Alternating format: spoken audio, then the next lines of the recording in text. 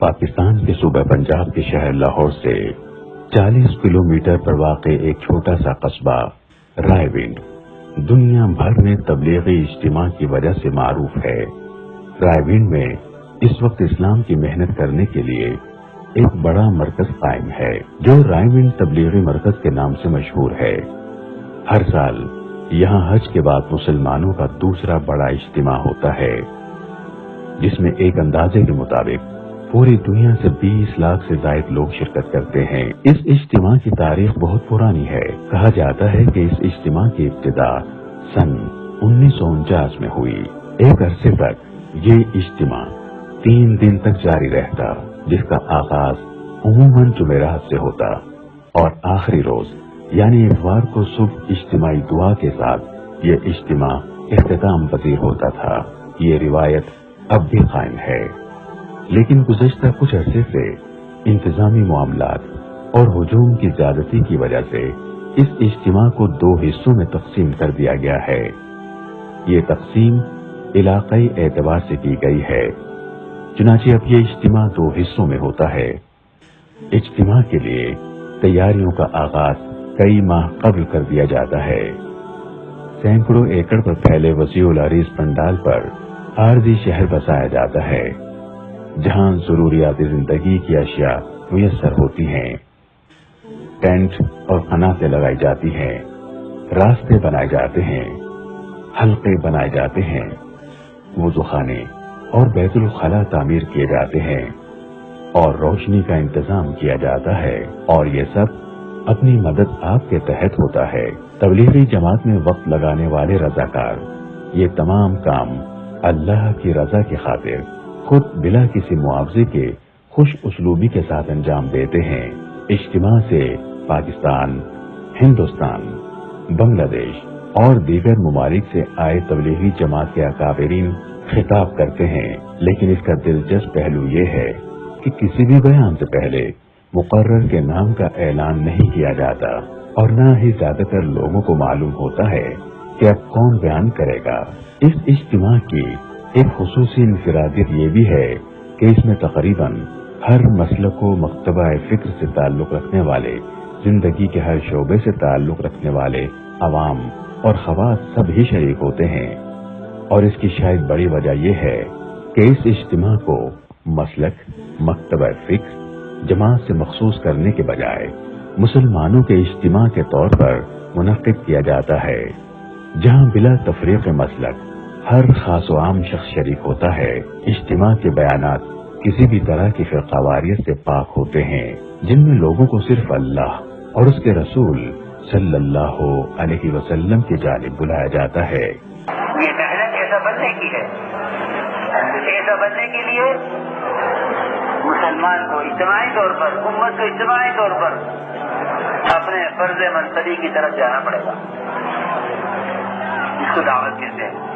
اس اجتماع میں بیانات کی ترتیب کچھ اس طرح سے ہوتی ہے۔ اجتماع کا آغاز جمعرات کو عصر کی نماز کے ادائیگی کے بعد مختصر بیان سے ہوتا ہے، پھر مغرب کے بعد تفصیلی بیان کیا جاتا ہے، جو اس دن کا آخری بیان بھی ہوتا ہے۔ بیان کے بعد عشاء کی نماز ادا کی جاتی ہے، اور اس کے بعد ہر حلقے میں انفرادی طور پر تعلیم کی جاتی ہے۔ یوں پہلا دن اختتام پذیر ہو جاتا ہے۔ اگلے روز یعنی جمعۃ المبارک کو فجر کی نماز کی ادائیگی کے بعد بیان ہوتا ہے، جس کے بعد ناشتے کا وقفہ دیا جاتا ہے، جس کے بعد جمعۃ المبارک کی نماز تک کوئی بیان نہیں ہوتا، بلکہ ہر حلقے میں انفرادی طور پر تعلیم کا سلسلہ چلتا رہتا ہے۔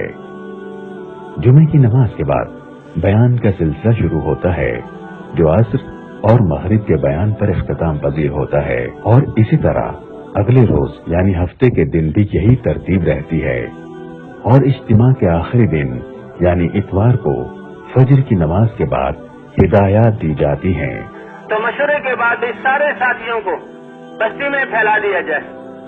100% ملاقات کرنی ہے، 2 ساتھی ہو جائیں، صرف 2 ساتھی مسجد میں رہیں، تاکہ مسجد یہ اعمال سے آباد رہیں، اور جو مسجد آنے والے ہیں ان کو سنبھال کر ان کو ترغیب دیں۔ باقی ساتھی اور 2 ساتھی خدمت کے لیے ہو جائیں، باقی ساری جماعت جو ہے وہ بستی میں پھرے، اور 3-4 گھنٹے پھرے. علماء سے بھی ملاقات کرنی ہے اور خواص جو دنیا کے اعتبار سے ہیں ان سے بھی ملاقات کرنی ہے. جس کے بعد اجتماعی دعا ہوتی ہے.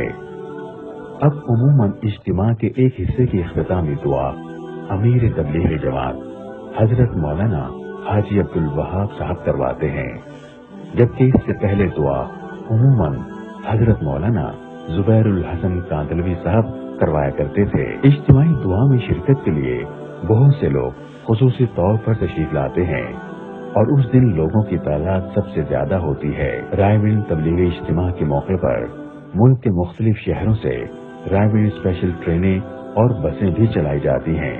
اس روح پرور اجتماع میں ملک اور بیرون ملک سے بہت سی اہم شخصیات بھی شرکت کرتی ہیں. ماضی میں اس اجتماع میں سابق وزیر اعظم پاکستان میاں محمد نواز شریف، سابق وزیر اعظم شوکت عزیز، میاں شہباز شریف، چودھری پرویز الہی، شیخ رشید احمد، جنرل حمید گل، نواب صاحبہ نصر اللہ خان سمیت کاروباری، سیاسی، مذہبی اور شوبز اور کھیلوں سے تعلق رکھنے والی شخصیات شرکت کرتی رہی ہیں.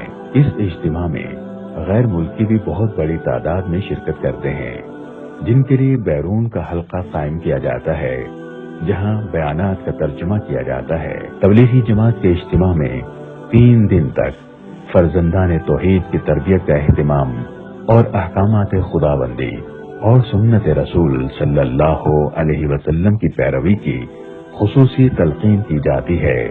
اجتماع میں اتحاد امت اور ملک کی سلامتی کے لیے خصوصی دعائیں کی جاتی ہیں.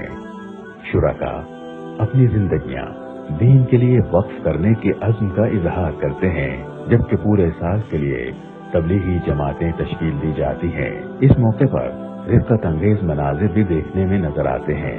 شرکاء رب ذوالجلال سے اپنے گناہوں کی معافی طلب کرتے ہیں. یا اللہ ہمارے گناہوں کو معاف فرما، ہمیں جو کام عطا فرمایا، جس کام کو ہماری زندگی کے مقصد بنایا، اس زندگی کے مقصد بنانے میں، اس زندگی کو اپنی زندگی کا کام بنانے میں، اس زندگی کی اپنے جان اور مال کو کھپانے میں بالخصوص ہم سے جو کوتاہی ہوئی، اپنے کرم میں ہماری کوتاہیوں کو معاف فرما. دعا کے بعد ہزاروں تشکیل شدہ جماعتیں دین اسلام کی تبلیغ کے لیے اندرون اور بیرون ملک روانہ ہو جاتی ہیں، جبکہ لاتعداد لوگ دین اسلام کی روشنی پھیلانے کے لیے اپنی زندگیاں وقف کرتے، جبکہ سینکڑوں لوگ تبلیغی جماعت کے ساتھ سہ روزہ اور چلہ لگانے کے لیے اپنا نام درج کرواتے ہیں. اب ہمت کر کے اپنے اپنے ارادوں کو ظاہر کریں کہ اس کے لیے کون کون تیار ہے. اپنی صلاحیتوں کو دین پر لگانا اور اللہ سے انعام اور اکرام لینا، دنیا کی برکتیں آخرت کے بدلے. ایک سال بیرون کی جماعت. اس اجتماع نے مسلمان عالم کو دین اسلام کی طرف مائل کرنے کا ایک اہم فریضہ سر انجام دیا ہے اور آئندہ بھی اس ذمہ داری کو بخوبی ادا کرتا رہے گا.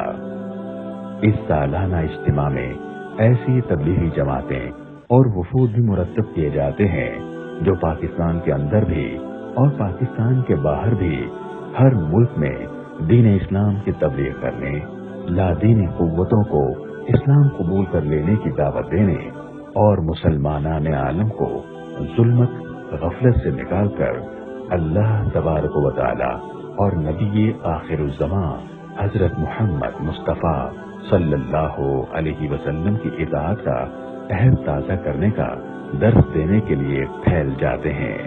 اللہ تعالیٰ ان داعیان اسلام کی کاوش کو اپنی بارگاہ میں شرف قبولیت عطا فرمائے.